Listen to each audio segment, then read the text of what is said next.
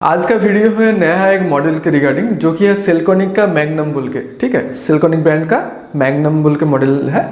ये 3.5 kVA का inverter है, 24 वोल्ट बैटरी लगता है और भी बहुत बढ़िया इसका स्पेसिफिकेशन है जो आप देख के भी हैरान हो जाएंगे। तो चलिए देखते हैं ये इन्वर्टर किन किन के लिए फिट होता है। और ये इन्वर्टर जो केबल ऑपरेटर है इनके लिए बेस्ट इन्वर्टर साबित होगा। और वैसे भी बहुत सारा घर में ये इन्वर्टर बहुत बढ़िया मॉडल साबित होता है क्योंकि इसका पैनल कैपेसिटी 6 है। मैं बहुत बड़ा चीज़ पहले ही बता दिया, तो ये वीडियो लास्ट तक जरूर देखना। हाय, मैं हूँ कृष्णेंदु, वेलकम टू सूर्यतपन सोलर।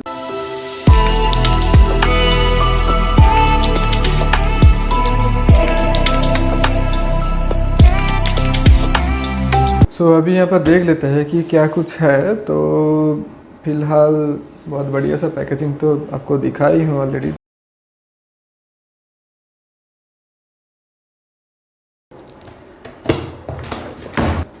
तो ये है मैग्नम 3.5 kVA।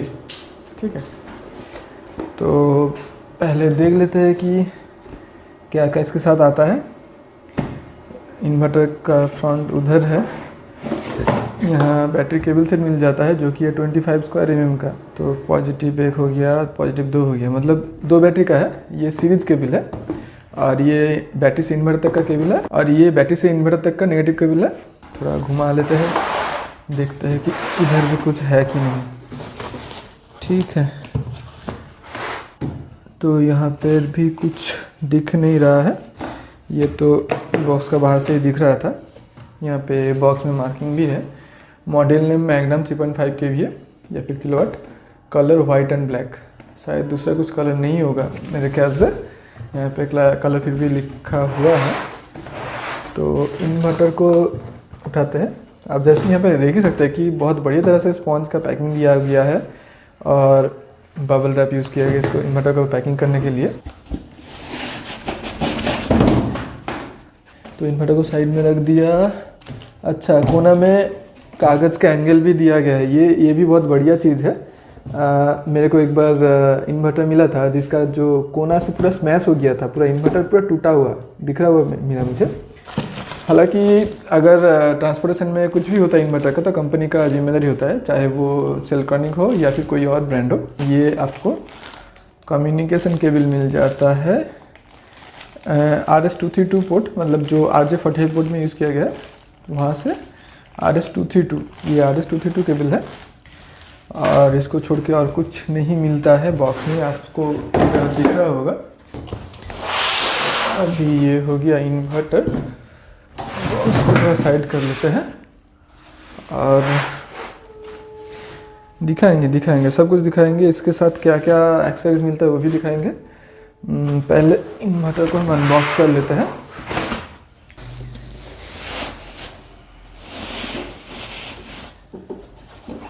ये है इन्वर्टर, बहुत बढ़िया और लाइट वेट भी है।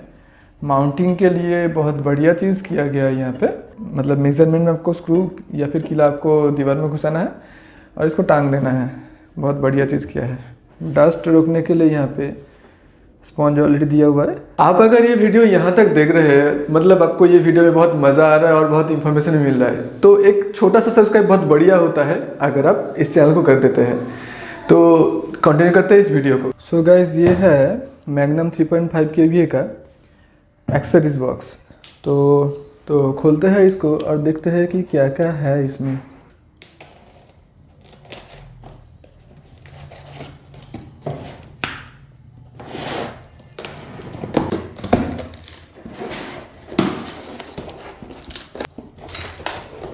तो ये है सेल्कोनिक का एक्सेसरीज बॉक्स।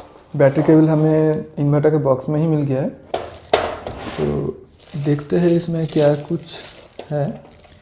ये प्रोटेक्टिव लेयर में रहने देता हूँ। तो ये है एक्सेसरीज जिसमें आपको ये AC कम DC बॉक्स मिल जाता है, क्योंकि यहाँ पे AC का MCB चेंज ओवर भी है और सोलर का इनपुट भी है, सोलर DC होता है। ठीक है, तो AC इनपुट, इन्वर्टर लोड और ग्रिड बाईपास, मतलब ये चेंज ओवर एक है और एक आउटपुट में MCB है।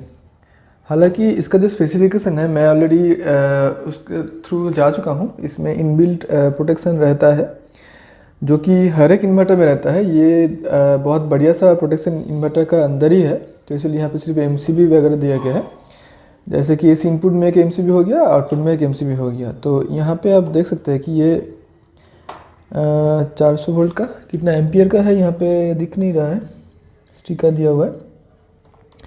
तो 2 MCB और बीच में बाईपास दिया हुआ है, ताकि आपका इन्वर्टर में कोई प्रॉब्लम हो तो आप ग्रिड को डायरेक्ट इधर रख के बाईपास करके डायरेक्ट इलेक्ट्रिक यूज़ कर पाए।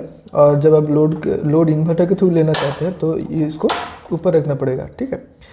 तो ये आपको दोनों तरीके से काम आता है। एक, अगर इन्वर्टर प्रॉब्लम होता है, चांसेस है थोड़ा बहुत, उतना भी नहीं, तो ये आपका दोनों काम में आता है। अगर आपका इन्वर्टर में इनकेस कुछ प्रॉब्लम होता है तो ये आप ग्रिड में बाईपास कर सकते हैं, या फिर आप अगर भारी लोड लगाना चाहते हैं या फिर वेल्डिंग मशीन वगैरह चलाना चाहते हैं जो कि 3.5 kV में नहीं चलेगा, तो उसके लिए आपको ग्रिड बाईपास में देना है। या फिर आपका घर में कुछ प्रोग्राम वगैरह है, शादी वादी है या कुछ भी है, तो आप ग्रिड बाईपास में रखने से आपका ग्रिड से डायरेक्ट चलेगा, ठीक है। और ये है सोलर इनपुट, सोलर के लिए एक MCB यहाँ पे दिया गया है। तो चलिए इसको थोड़ा खोलते हैं, खोल के अंदर देखते हैं कि इसका कनेक्शन डायग्राम क्या है। तो शुरू से ही शुरू करते हैं।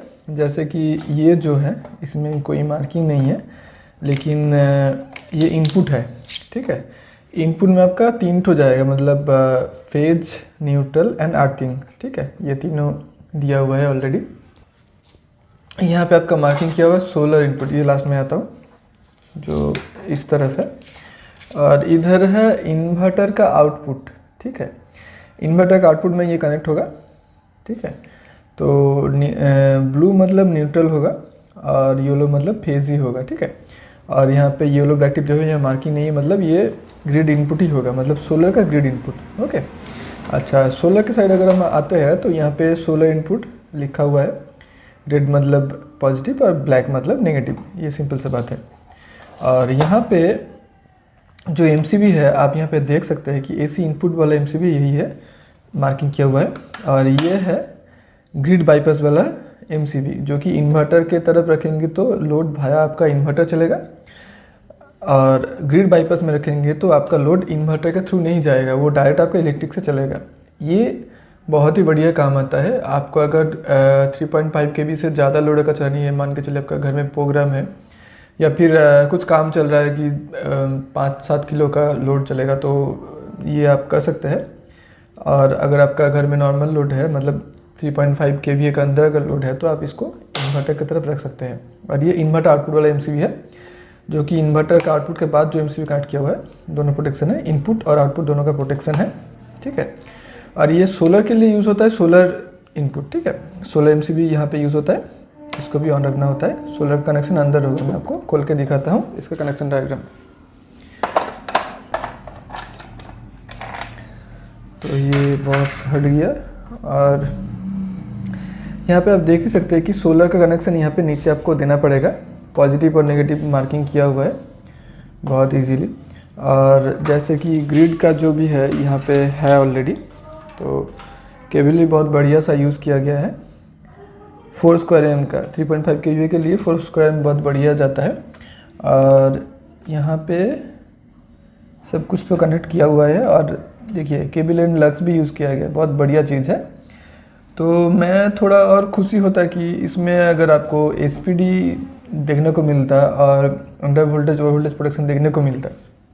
ये मैं इसलिए बता रहा हूँ कि मानता हूँ कि इन्वर्टर का इंटरनल प्रोटेक्शंस वगैरह है, ठीक है, फिर भी मैं चाहता हूँ कि एक्सटर्नली सब प्रोटेक्शन रहे, क्योंकि अगर कुछ प्रॉब्लम होता है तो मुझे इन्वर्टर सर्विस सेंटर में भेजना ना पड़े। एक्सटर्नल प्रोटेक्शन होकर अगर चला जाए तो बहुत बढ़िया है। एक्सटर्नल प्रोटेक्शन मैं तुरंत चेंज कर सकता हूँ, लेकिन अगर अब इन्वर्टर का कुछ इंटरनल प्रोटेक्शन का प्रॉब्लम होता है, मैं इसको सेकेंडरी प्रोटेक्शन के तौर पे रखना चाहता हूँ। इन केस इन्वर्टर के अंदर कुछ प्रॉब्लम होता है तो आपको वो सर्विस सेंटर भेजना पड़ेगा। अगर आपका वारंटी में भी है, मानता हूँ फ्री में हो जाएगा, लेकिन इसको भेजने का और लाने का चक्कर में टाइम तो जाएगा ना।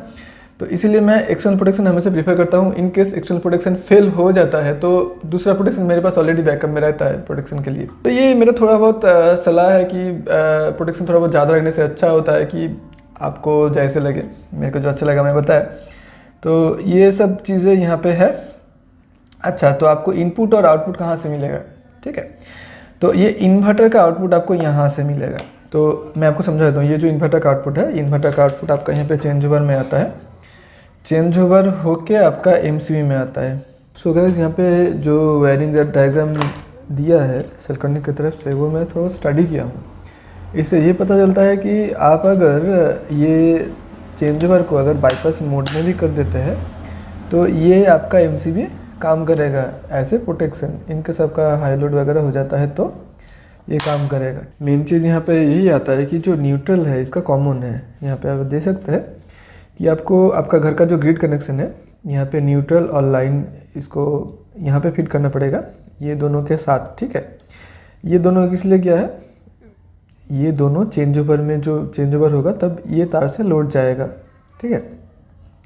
और जब इन्वर्टर में रहेगा तो ग्रिड यहाँ से एमसीबी होकर गुजर के ये जो नेगेटिव और पॉजिटिव है, मतलब फेज और न्यूट्रल जो है, लाइन और न्यूट्रल, इसमें आ जाता है। आप देखिए, ठीक है। तो अर्थिंग आपको यहाँ पे वैसे ही कनेक्ट करना पड़ेगा। अर्थिंग आपका सिर्फ इन्वर्टर के लिए अर्थिंग चाहिए होगा, और यहाँ पे अर्थिंग बार में और कुछ कनेक्ट नहीं है, ठीक है।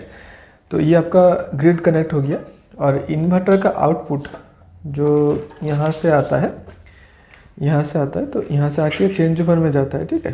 तो आपको सीधा सीधी समझा देता हूँ कि यहाँ पे कनेक्शन कैसा है। कॉम्प्लिकेशन आपको समझाएंगे तो आप और भी इसको कॉम्प्लेक्सिटी लगेगा, आपको बहुत जटिल लगेगा। तो इसलिए मैं आपको बोल रहा हूँ कि यहाँ पे आपको लाइन और न्यूट्रल, जो फेज और न्यूट्रल यहाँ पे फीड करना है, मतलब आपका जो ग्रिड है, और आपका लोड जो है यहाँ पे कनेक्ट करना है। न्यूट्रल मतलब न्यूट्रल और लाइन मतलब फेज जो है, ये दोनों कनेक्ट करना है यहाँ पे। तो ये यहाँ से आउटपुट लेना है और यहाँ पे इनपुट देना है। ये हो गया ग्रिड का बात, ठीक है। तो ये हो गया एसी का बात, ठीक है।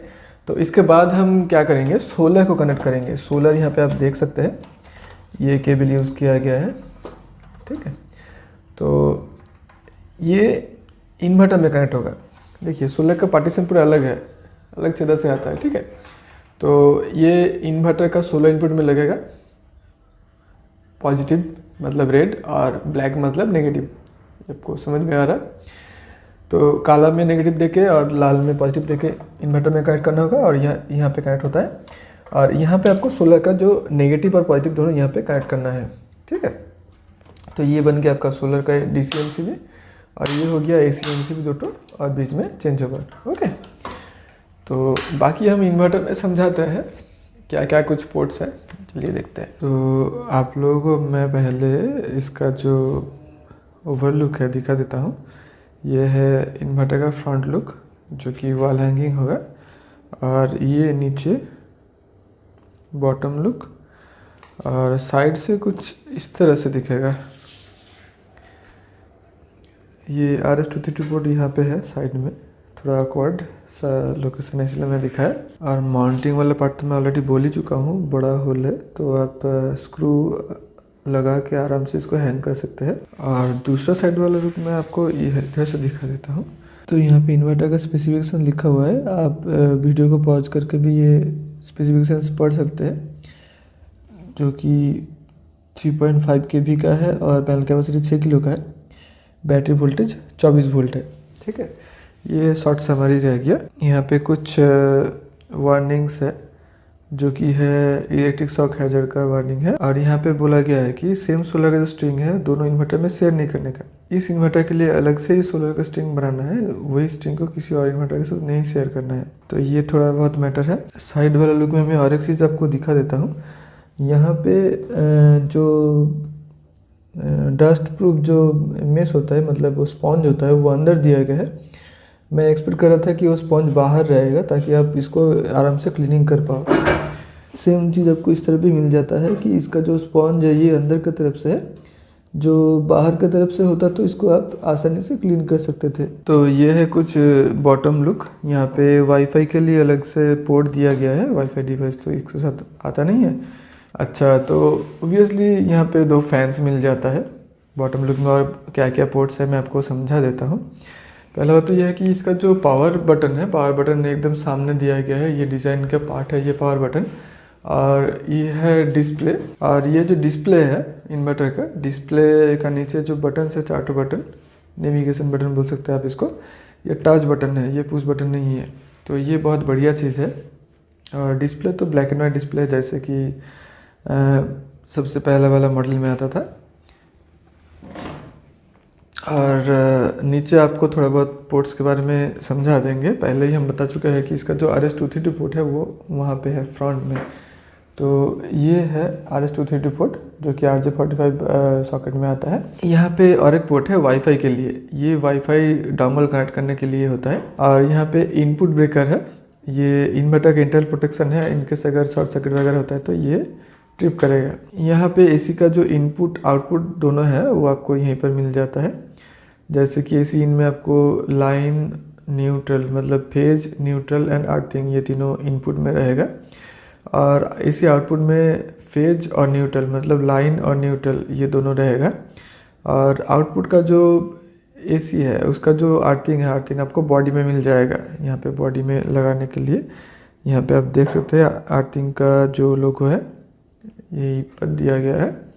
और यहाँ पे दो फैन आपको देखने को मिल जाता है, एक DC साइड फैन और एक AC side fan. DC side fan यहाँ पे होगा, इसके पास आपको सोलर का इनपुट मिल जाएगा, PV इन प्लस और माइनस, ठीक है। और यहाँ पे बैटरी का जो वायर है वो अंदर लेके जाने का यहाँ पे प्रोविजन है, इसको तोड़ के लेके जाना पड़ेगा।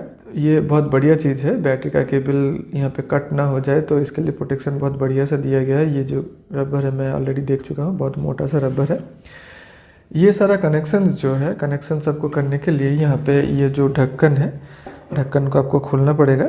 ढक्कन का स्क्रू मैं ऑलरेडी पहले से हटा दिया हूँ, ऐसा 2 स्क्रू है दोनों तरफ से, ये है स्क्रू। और ये खोलने से आपको कुछ अंदर से ऐसा देखने को मिलता है। यहाँ पे सारा स्क्रू लगा के इसको टाइट करना है केबल्स। और यहाँ पे बैटरी का जो कनेक्शन करने का जगह है, यहाँ पे आपको जो पाना होता है गाड़ी में अक्सर यूज़ किया जाता है, जो L की वाला जो लंबा वाला टी पाना होता है, तब टी पाना में यहाँ पे मेरे ख्याल से ये 13 या 14 नंबर का पाना से खुल जाएगा, 13 mm या 14 mm का पाना से खुल जाएगा। और यहाँ पे मेरे को एक बहुत बढ़िया चीज़ लगा, अच्छा लगा चीज़ को, जो कि है यहाँ पे 200 एम्स का जो फ्यूज़ है, फ्यूज़ यहाँ पे दिया गया है ताकि कस्टमर खुद इसको चेंज कर सके। और यहाँ पे ये जो प्लास्टिक आप देख रहे हैं, ये प्लास्टिक एयर फ्लो को कंट्रोल करने के लिए मतलब गाइड करने के लिए ये प्लास्टिक दिया गया है, इसलिए आपको दिखाने में थोड़ा दिक्कत हो रहा है। वहाँ पे आप देख सकते हैं मेरा कैमरा का फोकस का भी थोड़ा इशू आ रहा है। तो ये ब्लैक कलर का जो मेरा उंगली का एंड में देखिए, ये 200 एम्प्स का फ्यूज़ है, ठीक है। दूसरे ब्रांड का इन्वर्टर में ये फ्यूज़ इंटरनली रहता है, लेकिन यहाँ पे ये इजी एक्सेसिबल लोकेशन में इसको लगाया गया है। ये मेरे को बहुत बढ़िया चीज़ लगा। ये छोटा मोटा चीज़ हो जाता है इन्वर्टर का इंटरनल प्रोटेक्शन के तहत, ज़्यादा कुछ लोड होता है या फिर कुछ प्रॉब्लम ज़्यादा कुछ होता है तो ये फ्यूज़ बर्न आउट हो जाता है। और एक चीज़ मेरे को यहाँ पर अच्छा लगा जी, ये जो सोलर का कनेक्टर है ये थोड़ा साइज़ में बड़ा दिया गया है। तो पहले वाला जो भी मॉडल में मैं काम किया हूँ ये इसका साइज़ में थोड़ा इशू आया है। और यहाँ पे बैटरी का जो 2 नट है, नेगेटिव और पॉजिटिव, यहाँ पे बाएं वाला आपको पॉजिटिव मिलेगा और दाएं वाला आपको नेगेटिव मिलेगा, ठीक है। यहाँ पे आप एक चीज़ नोटिस किए होंगे, इनकेस ये बैटरी का केबल जो शॉर्ट हो जाता है तो बहुत बुरा चीज़ होता है। यहाँ पे एक कार्ड का पार्टीशन दिया हुआ है, आपको शायद थोड़ा साइड से दिखाएंगे तो पता चलेगा। ये जो पार्टीशन दिया गया है, ये पार्टीशन आपको बहुत काम में आएगा।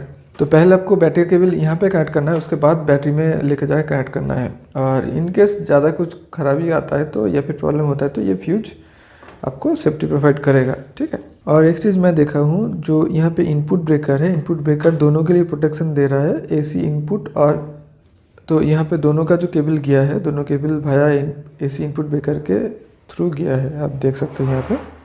तो वीडियो को एंड तक देखने के लिए धन्यवाद। और आपको अगर लगता है कि ये इन्वर्टर आपको चाहिए तो नीचे मेरा व्हाट्सएप नंबर है, व्हाट्सएप में कांटेक्ट कीजिए। तो जितना हो सके कम प्राइस में आपको ये इन्वर्टर दिलाने के लिए कोशिश करूंगा। और इसको छोड़ के आपको सोलर इन्वर्टर में और भी वीडियोस देखना है तो ऊपर आई बटन में आपको लिंक मिल जाएगा, वहाँ पे जाके मेरा प्लेलिस्ट में और भी इन्वर्टर रिव्यू मैं कर चुका हूँ, जो कि ज़्यादातर फ्लिन एनर्जी का है और सेल्कोनिक का भी आएगा। तो दोनों इन्वर्टर ब्रांड का ही मैं इन्वर्टर ज़्यादा रिव्यू किया हूँ, बीच में लुमिनस भी किया हूँ, तो ये सब वीडियोज़ आप वहाँ पर देख सकते हैं।